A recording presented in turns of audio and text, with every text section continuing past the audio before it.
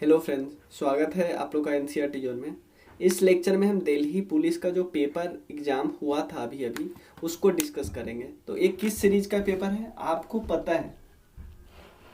इस सीरीज में दिल्ली पुलिस ही नहीं, दिल्ली पुलिस के अलावा स्टेनोग्राफर, सीएचएसएल, एसएससी सीपीओ और एसएससी सीजीएल का जो एग्ज़ाम हुआ था 19-18 में, इन सब का हम लोग क्वेश्चन पेपर डिस्कस करेंगे।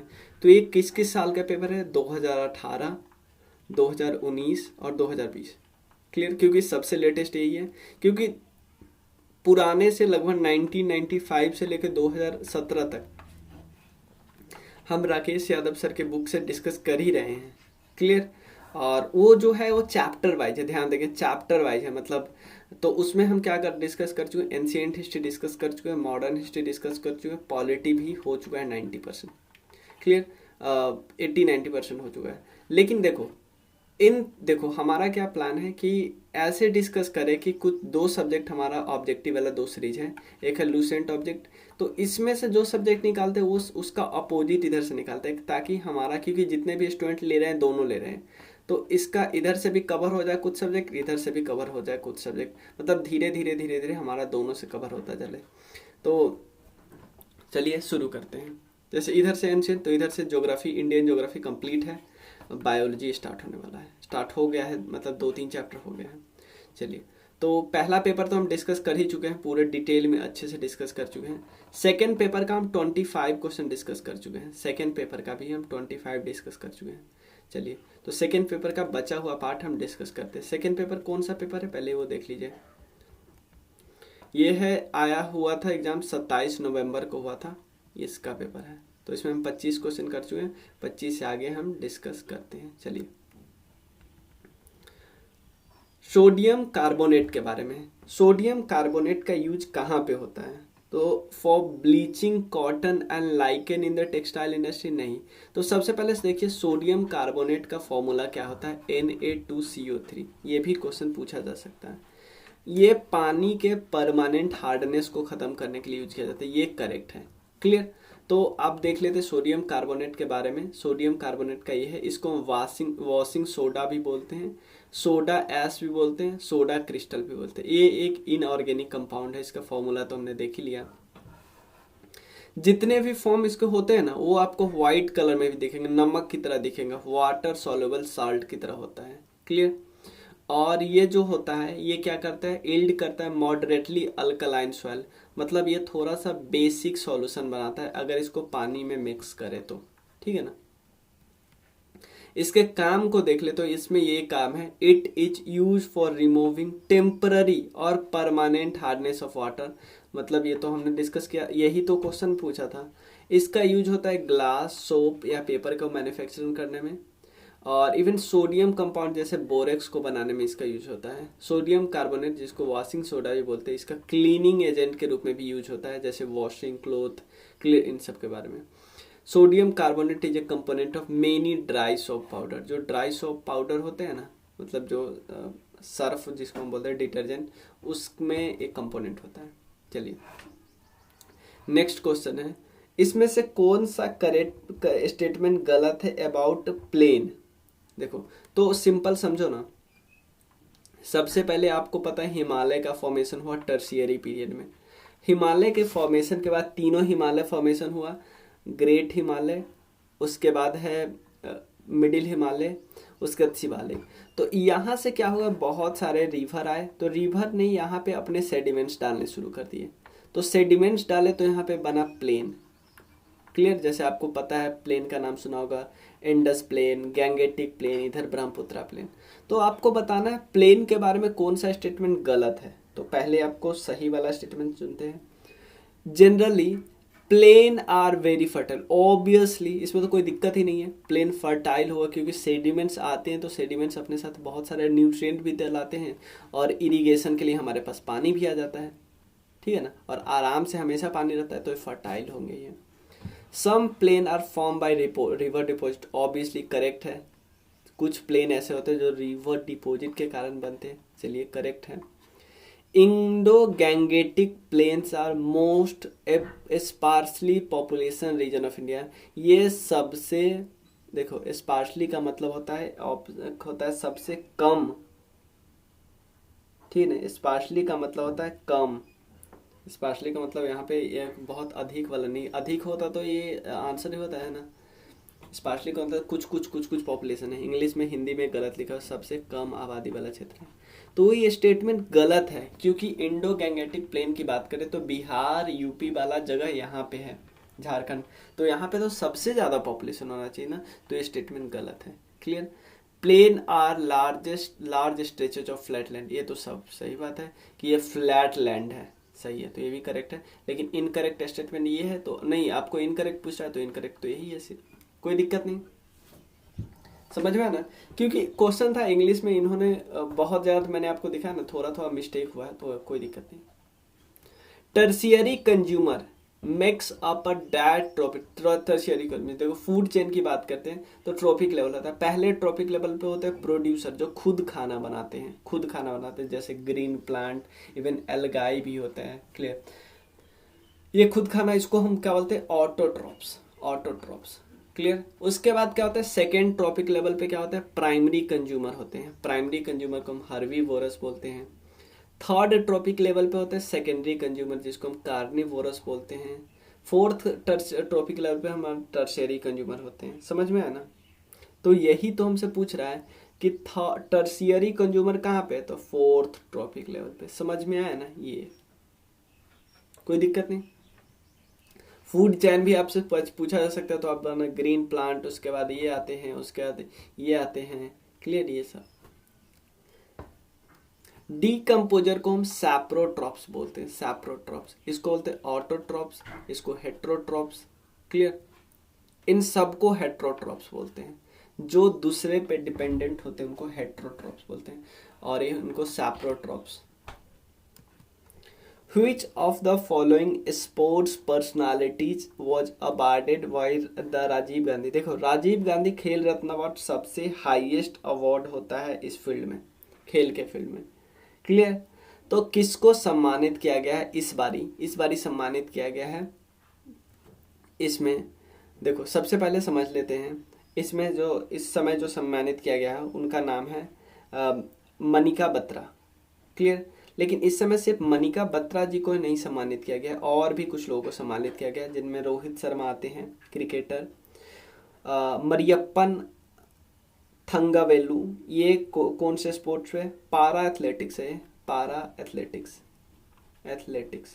आप देखो सिंपल, आपको ये नहीं क्वेश्चन पूछेगा कि किनको मिला, आपसे ये भी क्वेश्चन पूछेगा, क्योंकि ये न्यूज में आ गई मनिका जी, तो मनिका बत्रा जी के बारे में आप पूछ रहे हैं किस खेल से संबंध रखते हैं, तो टीटी से संबंध रखते हैं, टेबल टेनिस। विनेश फोगाट किस खेल से संबंधित रखते हैं, रेसलिंग से। तो ऐसे क्वेश्चन आने के बहुत ज़्यादा। रानी रामपाल हॉकी। इन सबको, इन पांचों लोगों को क्या मिला है, राजीव गांधी खेल रत्न अवार्ड मिला है। ये हाईएस्ट स्पोर्ट्स ऑनर होता है, गवर्नमेंट ऑफ इंडिया के दिया जाता है। सबसे पहले 1991-92 में दिया गया, लास्ट बारी 2020 में इन 5 लोगों को दिया गया, 25 लाख रुपए दिए जाते हैं। कोई दिक्कत नहीं ना। राजीव गांधी खेल रत्न अवार्ड कैसे क्या क्या लिखा रहता है, हिंदी इंग्लिश में लिखा रहता है। यहाँ पे सत्यमेव जयते हमारा इम्ब्लम होता है। ये हाईएस्ट है, याद रखिएगा, हाईएस्ट है। राजीव गांधी के बारे में थोड़ा देख लेते हैं कि उनके समय में कौन कौन सा इशू चल रहा था। एक तो जब उनके मदर का असैसिनेशन हो गया बॉडीगार्ड्स के द्वारा, तो उस समय वो, क्योंकि उसके जस्ट बाद सिख कम्युनिटी का राइट हुआ था, उसके भोपाल डिजास्टर हुआ था, बोफर्स स्कैंडल एक्चुअली ये मतलब बिल्कुल इनका एकदम करप्शन फ्री इमेज था, लेकिन बोफर्स के बाद इनका हालत खराब हो गया, उसके बाद अगले इलेक्शन में हार हो गई। मोहम्मद शाहबानो केस, ये बेगम केस, ये तो आप सबको फेमस, ट्रिपल तलाक से रिलेटेड है, तो ये भी इनके समय में आया था। क्लियर। और उसके बाद लिट्टे वगैरह का कॉन्फ्लिक्ट। क्लियर। फिर इनका भी असैसिनेशन कर दिया गया था लिट्टे के द्वारा। Mahapadmananda ruled over the kingdom. Mahapadmananda किस किंगडम पे रूल करते थे, देखो मगध की बात करें तो सबसे पहले हर्यंक डायनेस्टी, फिर शिशुनाग, फिर पद्नंदा। हर्यंक डायनेस्टी में कौन कौन आए थे बिंदु बिंबिसार और अजातशत्रु। शिशुनाग में आपको पता है शिशुनाग और काल अशोक। उसके नंद में महापद्मानंद।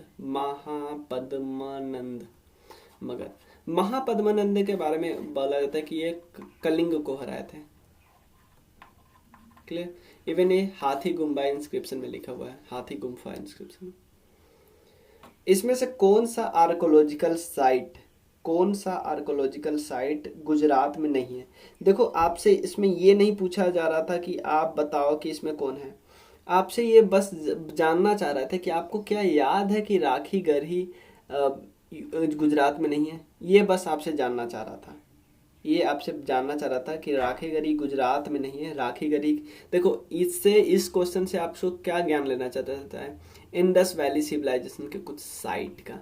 ये दो ऑप्शन बस नाम के हैं, ये गुजरात से दो जगह उठा लिया। ये दोनों ऑप्शन आपसे नॉलेज गैदर करने के लिए नहीं है, आपसे बस ये जानना चाहता है कि क्या आपको पता है इंडस वैली सिविलाइजेशन का इम्पोर्टेंट साइट और वो कहाँ पे? तो राखी गढ़ी, धोलावीरा, ये सब आपसे पूछ सकते हैं। समझ में आया ना?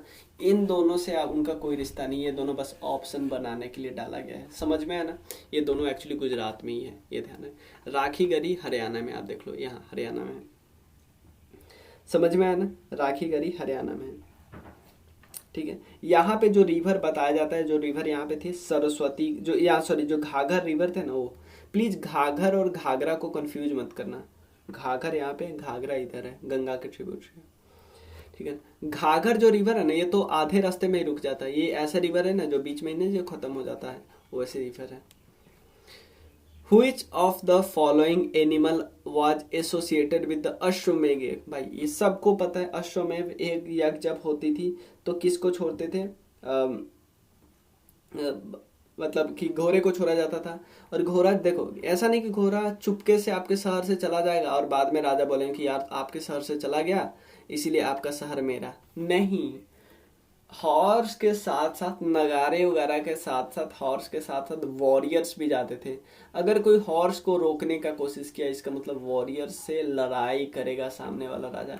अगर लड़ाई नहीं किया, जाने दिया, तो इसका मतलब ये राजा, इसकी अथॉरिटी मान चुका है हॉर्स, ठीक है।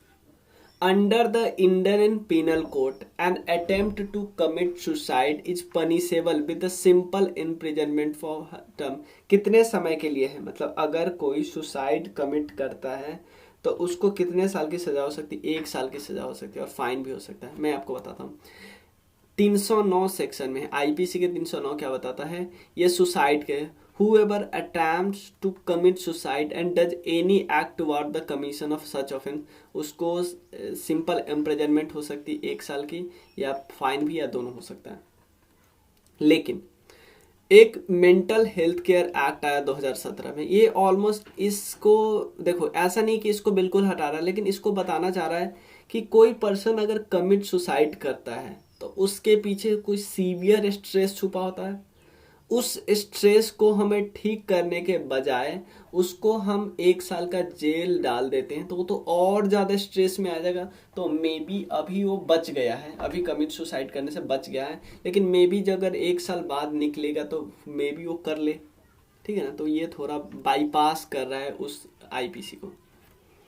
Which of the following monasteries, कौन सी मोनास्ट्रीज इसमें सिक्किम में लोकेटेड है? कौन सी मोनास्ट्री बहुत सारे सिक्किम में है, लेकिन जो इसमें ताबो मोनास्ट्री है ना, ये थोड़ा सा न्यूज में आया था। ताबो मोनास्ट्री एक्चुअली हिमाचल प्रदेश में है, क्लियर, ताबो विलेज में है, ठीक है ना।